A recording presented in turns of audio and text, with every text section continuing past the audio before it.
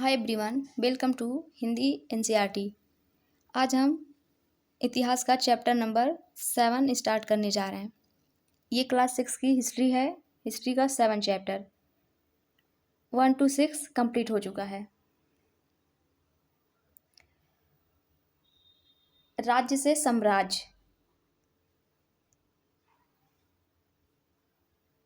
रोशन के रुपए। जन्मदिन पर रोशन को दादाजी से कड़क नोट मिले। उसने उन्हें अपने हाथ में दबा रखा था। उस एक नया सीडी खरीदने का बहुत मन था। मतलब उसे एक नई सीडी खरीदने का बहुत मन था, लेकिन साथ ही वह बिल्कुल नए कड़क नोटों को देखना और छूकर महसूस करना चाहती थी। तभी उसने पाया कि सभी नोटों में दाहिनी तरफ गांधी जी का मुस्कुराता चेहरा बना हुआ था और बाईं तरफ छोटे छोटे शेर चित्रित थे। उसने सोचा, आखिर यहाँ शेर क्यों बने हुए हैं?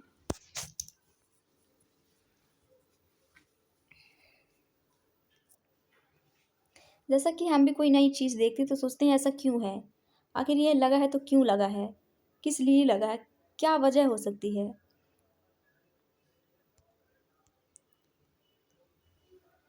इस अध्याय में रोशन के रुपए वाली सामग्री बच्चे की तस्वीर के साथ लगाए।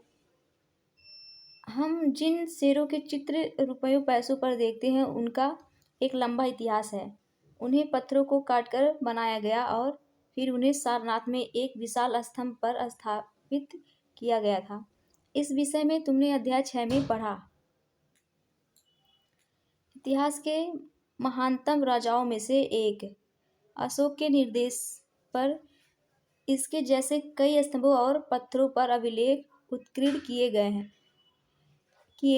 इसके पहले कि हम यह जाने कि इन अभिलेखों में क्या लिखा है, यह समझने की कोशिश करें कि उनके राज्य को साम्राज्य क्यों कहा जाता है।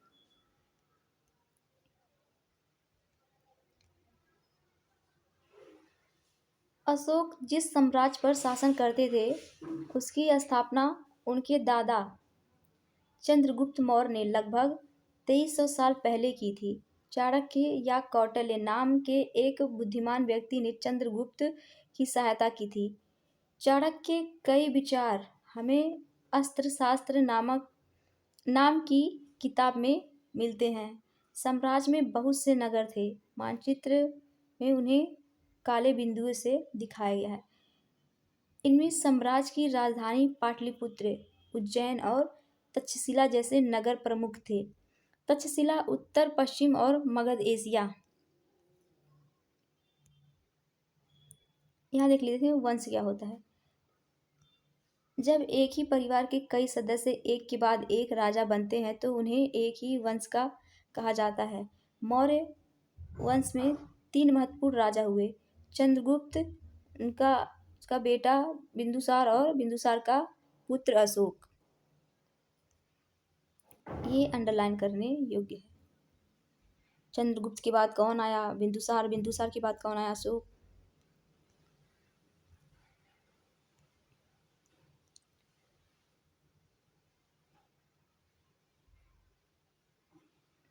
के लिए आने जाने का मार्ग था। दूसरी तरफ उज्जैन उत्तरी भारत के दक्षिण भारत जाने वाले रास्ते में पड़ता था। शायद नगरों में व्यापारी, सरकारी अधिकारी और शिल्पकार रहा करते थे। साम्राज्य के बहुत बड़े क्षेत्रों में किसानों और पशुपालकों के गांव बसे हुए थे। मध्य भारत जैसे इलाकों में ज़्यादातर हिस्सा जंगलों से भरा हुआ था। वहाँ पर लोग फल फूल का संग्रहण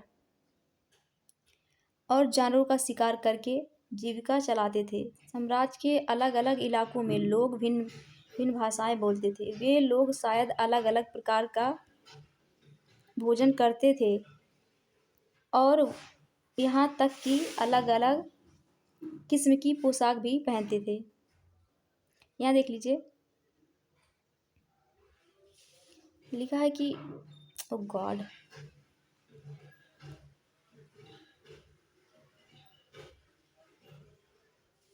ऐसे ही देख लीजिए।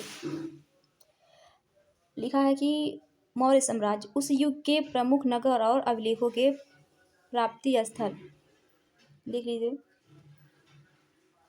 कंधार है, लंपक है, मनसेहरा, साहबा जोगड़ी, ये सब देख लीजिए। रेड वाली जो है अभिलेखों के प्राप्ति स्थल है, और ब्लैक महत्वपूर्ण नगर जैसे उज्जैन हो गया, तक्षशिला हो गया, पाटलिपुत्र हो गया।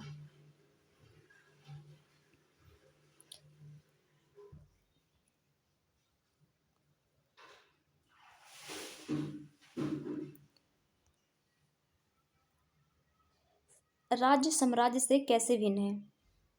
क्योंकि साम्राज्य राज्यों से बड़े होते हैं और उनकी रक्षा के लिए बड़ी सेनाओं की जरूरत होती है, इसलिए सम्राटों को राजाओं की तुलना में ज़्यादा संसाधनों की जरूरत होती है। इसी कारण उन्हें बड़ी संख्या में कर इकट्ठा करने वाले अधिकारियों की जरूरत होती है।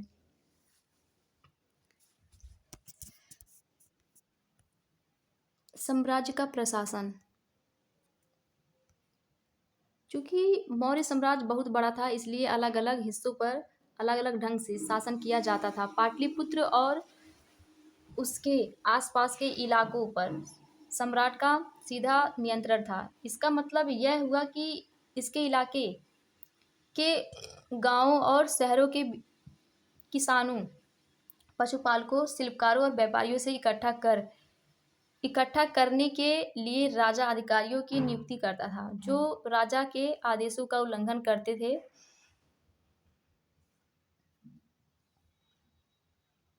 अधिकारी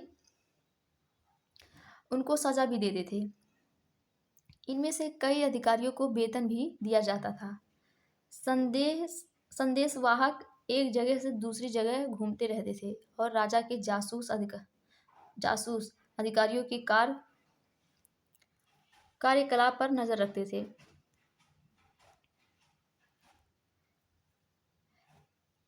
इन सब के ऊपर सम्राट था, जो राज परिवार एवं वरिष्ठ मंत्रियों की सहायता से सब पर नियंत्रण रखता था। मौर्य साम्राज्य के भीतर कई छोटे क्षेत्र या प्रांत थे। इन पर तक्षशिला या उज्जैन जैसी प्रांतीय राजधानियों से शासन किया जाता था। कुछ हद तक पाटलिपुत्र से इन क्षेत्रों पर नियंत्रण रखा जाता था और अक्सर राजकुमारों को वहाँ का राज्यपाल, गवर्नर बना कर भेजा जाता था। लेकिन ऐसा लगता है कि इन जगहों पर स्थानीय परंपराओं और नियमों को ही माना जाता था। प्रादेशिक केंद्रों के बीच विस्तृत क्षेत्र, इनके इलाकों में मौर्य शासक सिर्फ मार्गों और नदियों पर नियंत्रण रखने की कोशिश करते थे, जो कि आवागमन के लिए महत्वपूर्ण थे। यहाँ से उन्हें जो भी संसाधन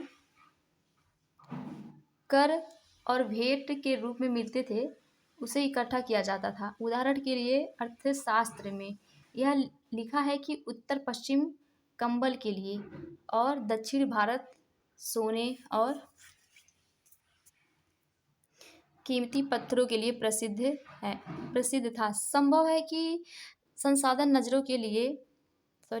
नजराने के लिए के रूप में इकट्ठा किए जाते थे और अंत में जंगल वाले इलाके आते थे। वहाँ रहने वाले लोग काफ़ी हद तक स्वतंत्र थे। उनसे यह उम्मीद की जाती थी कि वे मौर्य पदाधिकारियों को हाथी, लकड़ी, मधु और मोम जैसी चीज़ें लाकर दें। नजराना क्या होता है, इसको देख लेते हैं।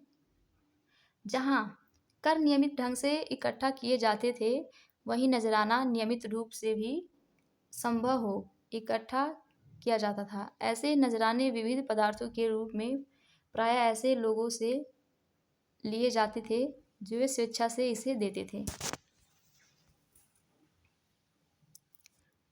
राजधानी में सम्राट का क्या रोल होता था राजधानियों में? मेगस्थनीज चंद्रगुप्त के दरबार में पश्चिम एशिया के यूनानी राजा सेल्यूकस निकेटर का राजदूत था। यूनानी राजा ये मेघ मेगस्थनीज मेगस्थनीज ने जो कुछ देखा उसका विवरण दिया। यहाँ हम उसके विवरण का एक अंश दे रहे हैं। सम्राट का जनता के सामने आने के अवसरों पर शोभा यात्रा के रूप में जश्न मनाया जाता है। उन्हें एक सोने की पालकी में ले जाया जाता है। उनके अंगरक्षक सोने और चांदी से अलंकृत हाथियों पर सवार रहते हैं। कुछ अंगरक्षक पेड़ों को लेकर चलते हैं। इन पेड़ों पर प्रशिक्षित तोतों का एक झुंड रहता है जो सम्राट के सिर के चारों ओर चक्कर लगाता रहता है। राजा सामान्यतः हथियारबंद मोहल्लों से घिरे होते हैं। वे हमेशा इस बात से डरे रहते हैं कि कहीं कोई उनकी हत्या करने की कोशिश ना करे। उनके खाना खाने के पहले खास नौकर उस खाने को चखते हैं। वे लगातार 2 रात एक ही कमरे में नहीं सोते थे। और पाटलिपुत्र आधुनिक पटना के बारे में देखिए, लिखा है, यह एक विशाल और खूबसूरत नगर है। यह एक विशाल प्राचीर से घिरा है जिसमें 570 बुर्ज और 64 द्वार हैं। 2 और 3 मंजिले वाले घर लकड़ी और कच्ची ईंटों से बने हैं। राजा का महल भी काठ से बना है जिसे पत्थर की नक्काशी से अलंकृत किया गया है। यह चारों तरफ से उद्यानों और चिड़ियों के लिए बने बसेरों से घिरा है। राजा द्वारा खाना खाने के पहले खास नौकर उसे खाने को क्यों चखते थे? इसका जवाब है कि कहीं खाने में कुछ मिला तो नहीं है। और अध्याय 3 में देखिए, चैप्टर 3 में देखिए, अध्याय 3 में देखिएगा कि पाटलिपुत्र मोहनजोदड़ो से किस तरह से भिन्न है।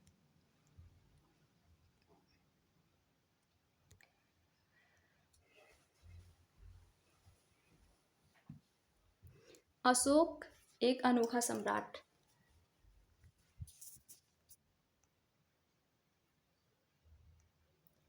अशोक मौर्य वंश के सबसे प्रसिद्ध शासक थे। वह ऐसे पहले शासक थे जिन्होंने अभिलेखों द्वारा जनता तक अपने संदेश पहुंचाने की कोशिश की। अशोक के ज़्यादातर अभिलेख प्राकृत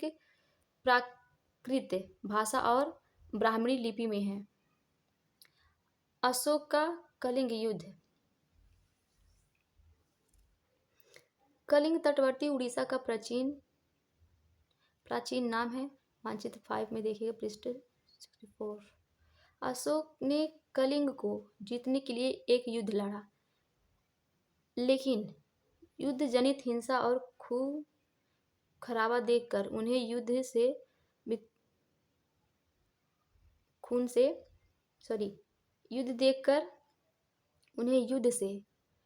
वितृष्णा हो गई।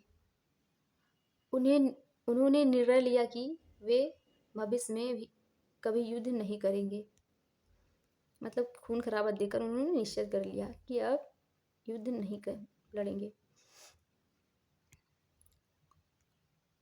अब कलिंग युद्ध का वर्णन करता हुआ अशोक का अभिलेख।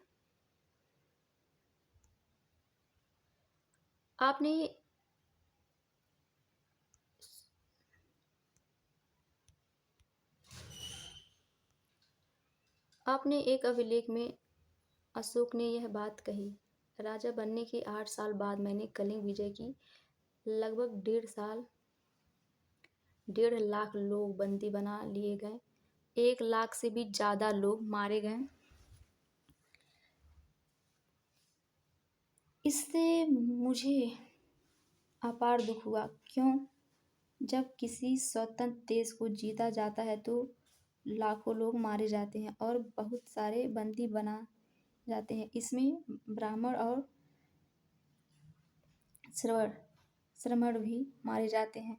जो लोग अपने सगे संबंधियों और मित्रों को बहुत प्यार करते हैं तथा दासों और मृतकों के प्रति दयावान होते हैं,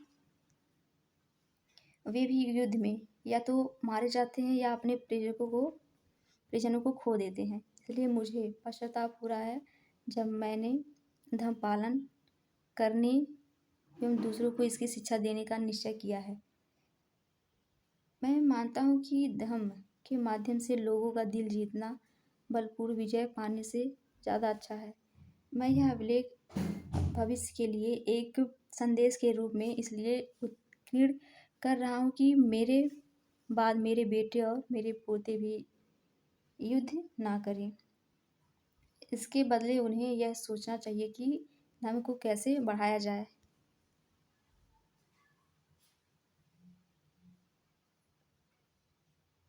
धर्म संस्कृत शब्द है जिसका अर्थ है धर्म का प्राकृत रूप।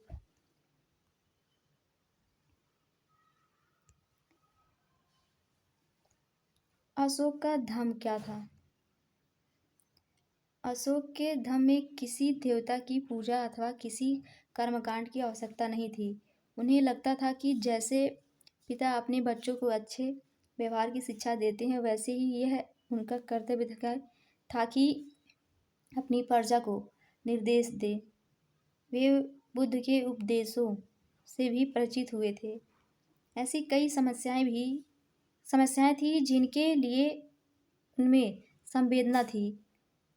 उनके साम्राज्य में अलग अलग धर्मों को मानने वाले लोग थे और इससे कई बार टकराव पैदा हो जाता था।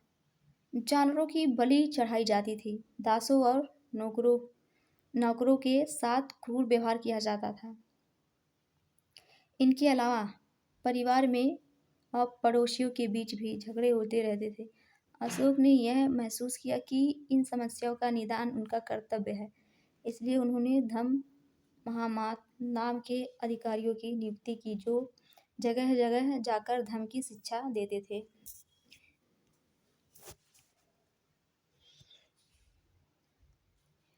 इसके अतिरिक्त अशोक ने अपने संदेश कई स्थानों पर शिलाओं और स्तंभों पर खुदा दिए, मतलब शिला और पत्थरों पे खोद कर लिखवाए। अधिकारियों को यह निर्देश दिया कि वे राजा के संदेश को उन लोगों को पढ़कर सुनाए जो खुद पढ़ नहीं सकते। अशोक ने धर्म के विचार को प्रसारित करने के लिए सीरिया, मिस्र, ग्रीस में दूत भेजे। अपने पुत्र महेंद्र और पुत्री संघमित्रा को इसी कार्य हेतु उसने श्रीलंका भेजा।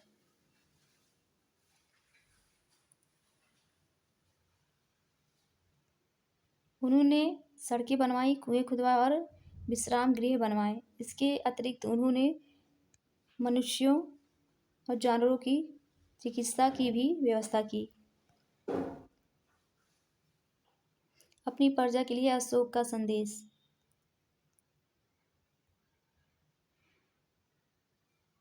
ये देखिए भाषाएं हैं।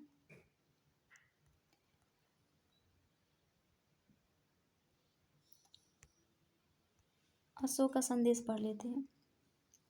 लोग विभिन्न अवसरों पर अनुष्ठान करते हैं। उदाहरण के लिए जब वे बीमार होते हैं, जब उनके बच्चे का विवाह होता है, बच्चों के जन्म पर और जब यात्रा शुरू करते हैं, तब वे तरह तरह के अनुष्ठान करते हैं। ये कर्मकांड किसी काम के नहीं। इसके बदले यदि लोग दूसरी रीतियों को माने तो वह ज़्यादा फलदायी होगी। ये अन्य प्रकार की रीतियाँ क्या हैं? ये हैं अपने दासों और नौकरों के साथ अच्छा व्यवहार करना, बड़ों का आदर करना, सभी जीवों पर दया करना और ब्राह्मणों तथा श्रमणों को दान देना। अपने धर्म की प्रशंसा या दूसरों की धर्म की निंदा करना, दोनों ही बातें गलत हैं। हर किसी को दूसरे धर्म का आदर करना चाहिए। यदि कोई अपने धर्म की बड़ाई और दूसरे धर्म की बुराई करता है तो वह वास्तव में अपने धर्म को ज़्यादा नुकसान पहुंचा रहा है।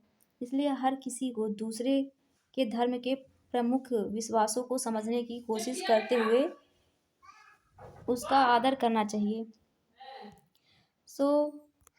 चैप्टर नंबर 7 भी आज राजसी साम्राज्य कंप्लीट हो चुका। ये रहे उससे रिलेटेड कुछ बातें।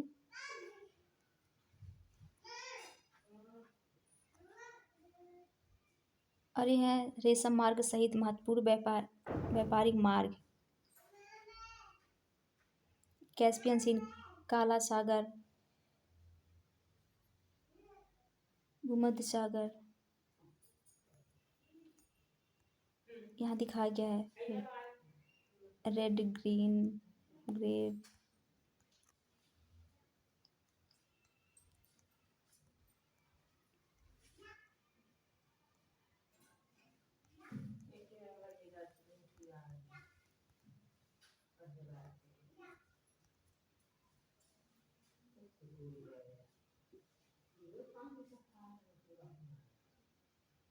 इसको देख लीजिएगा आप लोग।